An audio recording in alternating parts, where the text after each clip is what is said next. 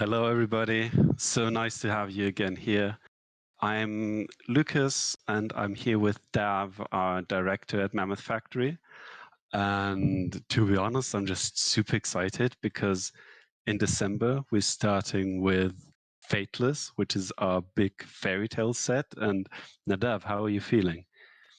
I am feeling very, very excited for this. This has been a long time coming. We've wanted to do fairy tales forever.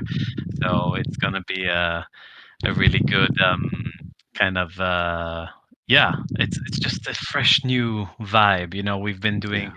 classic fantasy, we did a bit of sci-fi, which we're going to talk about in a second. And it's just nice to kind of flex these kind of more folklory Yeah. muscles. And also just allowed everybody to be super creative, right? In Yes. writing, in 2D design, 3D design. So before we dive into everything, real quick, what we'll be talking about, we'll take some time to talk about this new setting, Fateless, that we'll do for the next 6 months.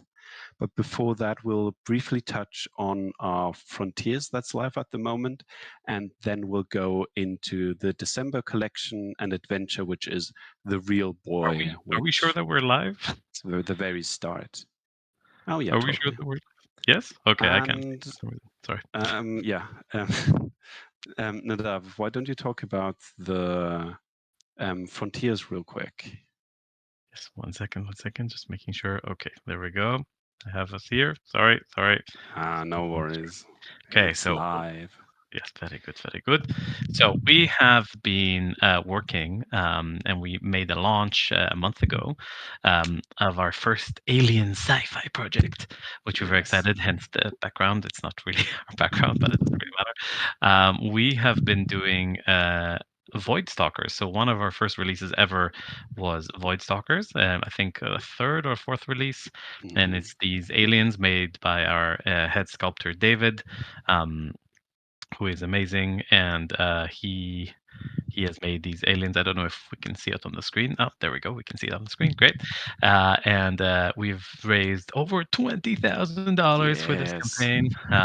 They are a great alien army invasion painted by all sorts of great painters. And there's stat blocks for 5e, and there is one-page rules data sheets as well, and we're just so proud of him, and it's a big step for us to kind of go into sci-fi for the first time, and the community has received it really, really well, and we're just very excited. We even did a stretch goal. We didn't really plan to do stretch goals, but we were like, people were like, hey, can you guys do guns and or range weapons? And we are like, okay.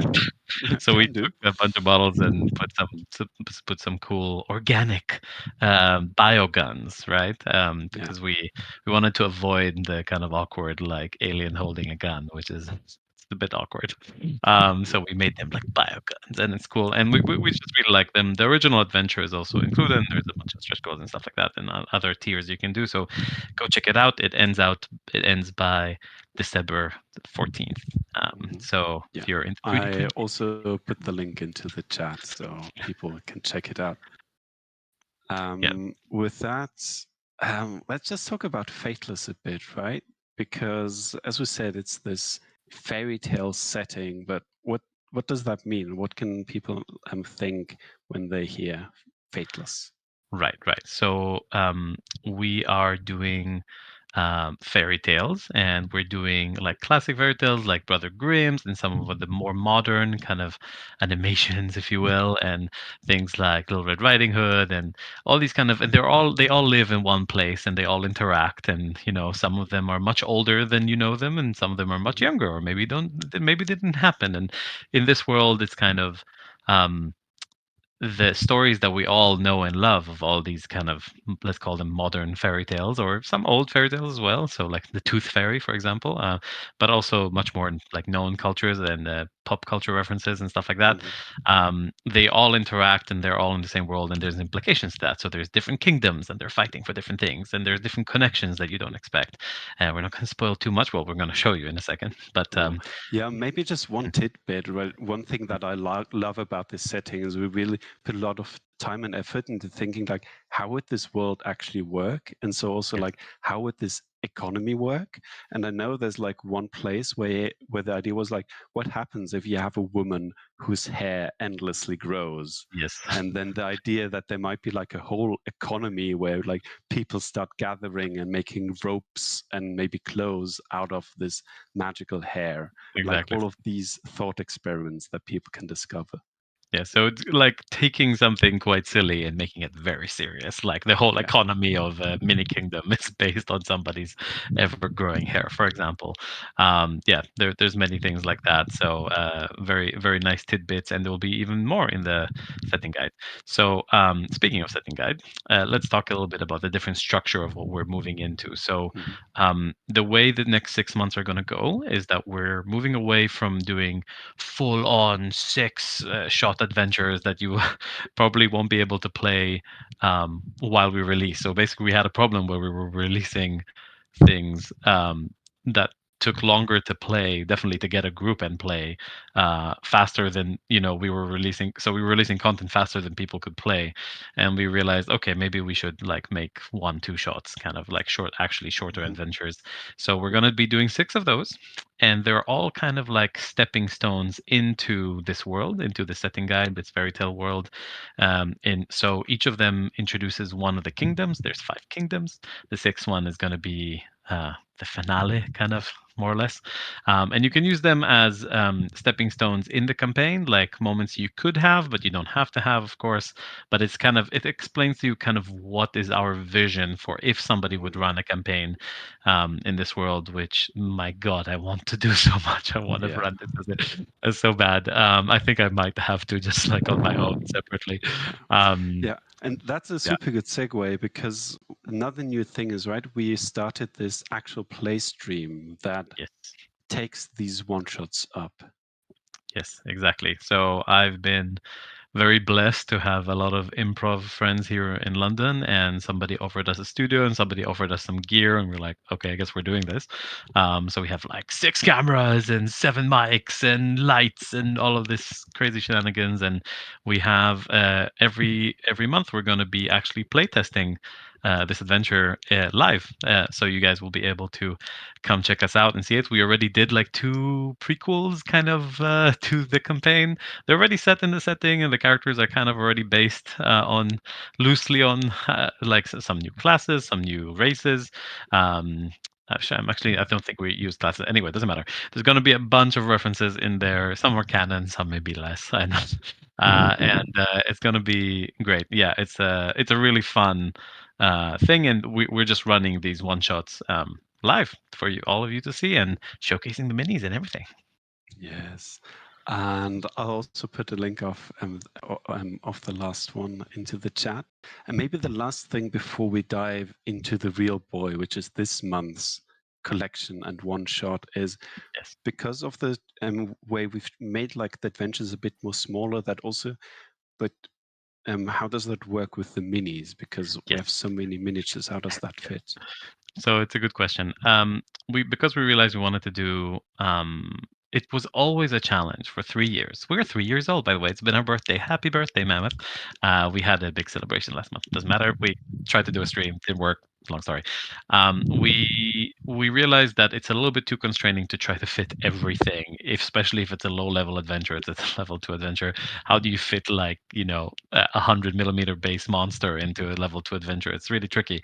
So we decided to kind of give ourselves a little break, and we're doing not all the minis that are in the release are in the one shot. So with that, you get to, but we're still giving stat blocks and lore and everything to all of them, so you still can expand and explore how you Yeah. like. And also, that being said, there's going to be a Kickstarter for for this setting guide that will have a lot more. We'll have 10 races and loads of magic items and a lot more about each of the kingdoms and all of these things that will not be part of our releases because we realize we just can't write that much every month. Yeah. We were burning ourselves out.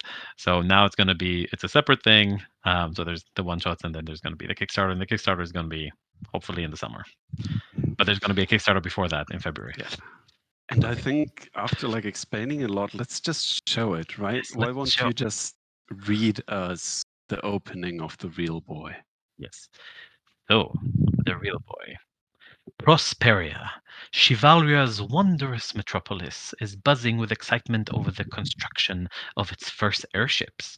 However, a dark secret lies at the heart of this invention. As the city is shaken by the sudden appearance of a colossal construct rampaging through the streets. Rampaging, shout out. No, okay. The characters must find their courage, selflessness, and honesty, wink wink, to save the city and uncover the mystery of the real boy. The real Um, boy. yes, yes, yes. We've been thinking about this very specific adventure for a while, and I'm so happy. And look at this art. This is easily our best cover. Shout out to Callum, the amazing artist, our amazing artist, I should say, who just fucking nailed this. It's so Yeah, good. yeah, It's so cool. absolutely beautiful. Yeah, because as you said, like this is the first adventure which it doesn't just like kick off like the adventure, it kicks off like the whole Mm, setting in a way because this is here definitely. to right introduce people to the world. And Mhm. how does this happen? So, well, Shivalria is one of the five kingdoms. It's the kingdom of kings. It's like the good place. In a way, it's the good, but it's also kind of the most modern city and the most modern kingdom. So there's like, magi tech and stuff like that is up and coming. Um, so a lot of things are built out of magical wood, and a lot of rope is made of magical hair, and Mhm. etc. etc. So there's a lot of things to explore in the city. But this adventure starts with, the characters arrive in Prosperia, the capital, and they start to go on a boat. And on the boat, there's this guy who tells them a lot about the city and about the setting, right? So, and you get to introduce to, oh, there's magical brooms cleaning the streets. That's kind of new, and it's only in the last year. Where does this new technology come from? So there's a lot of like hints throughout the thing, introducing them, and the characters come there because they want to go on airships because airships take you to magical adventures and magical lands. So it's all very good in that way. Mhm. So like the you as the player experience like the characters like this city for the first time to get to experience like the wonders or the fairy tale references. And Yes.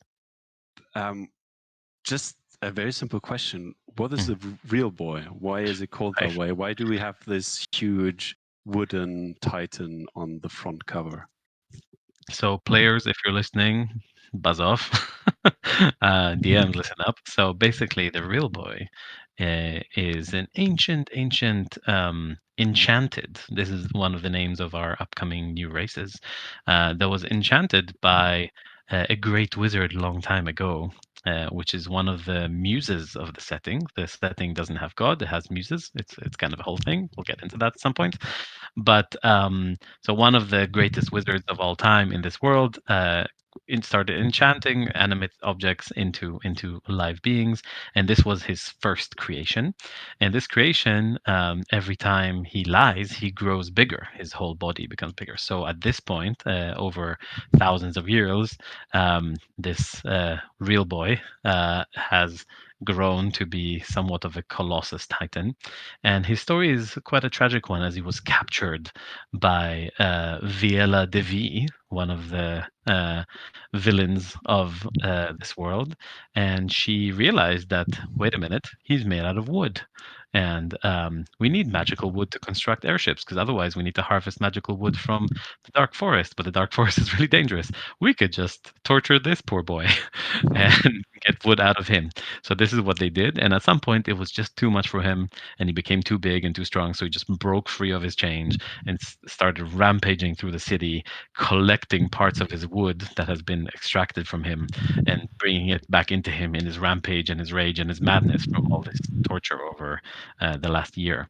And the players, as they're entering this airship that was constructed by him, he as they're there waiting. there's the whole interaction scene. I'm not going to go into that, but basically there's this whole skill check thing where the whole airship rises and it breaks and they see him and it's like they're level 2, you know. they, they're just like, what the fuck? There's a Titan attacking our ship. Um, yes. So it's kind of it's quite a thing, really.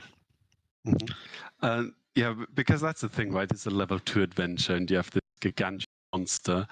And the other thing that would really interest me is, like we talked about, like the world. You have a lot of fairy tale references. That big monster that grows when it lies. But like, I know we've been thinking a long time is like also to how can we make the story and the characters and the plot feel fairy tale like? Can you tell us more about that? Right. So yeah, I know this was we kind of planned these questions in advance, but I don't remember what was the answer. So I'm flipping the question onto you, Lucas. You answer. I don't know exactly. I just know like on the cover, right? Yes. It says that you have to be like brave, Yes. selfless, and also was the last thing? I think the last thing was truthful. Truthful. Yes. So we make sure that the kind of as this creator created the real boy, he embedded some ethics into him, things that he a code, if you will, like in robots, like in what was the name, iRobot. I think he has like these 3 codes, that kind of thing, but a bit more fairy tale-y. And then throughout the adventure, depending if the characters pick up on what this thing is, and from the clues, and there's a bunch of NPCs that give them information, they can learn that they need to act in those 3 ways: the courageous, selfless, and truthful. And if they do, then they get some sort of bonus at the end. And there's this big ritual that they're fighting, and there's this badass boss that they're fighting at the end as well. Long story. They're not fighting the Titan. They're level 2. They can't fight the Titan. They will just destroy them. But it might be an ally they pick up later, because they'll need allies. Yeah. Yes. Yeah, Anyway. Because I made that stat block, and it's like I think CR 16, so that will be a tale for another time. And that's maybe to wrap up, right? That is the cool thing. This is just like, it's a small story that you can experience in this world, but of course you could also just put it into your existing campaign and just have this Titan appear, right? You can do both, but you have like, we will tell over the month all of these different stories that still reference each other and just will build this beautiful enchanted world for all of you to discover. Yeah, exactly. Yeah, and I just can't wait to people to print, paint, and play these stories. I'm so happy for this to finally happen. Anything last from you, Nadav? No, just go check out the Frontiers if you're into aliens. And yeah, happy printing, everyone. Happy ramping. Printing, and yeah, enjoy the Fateless. Bye bye.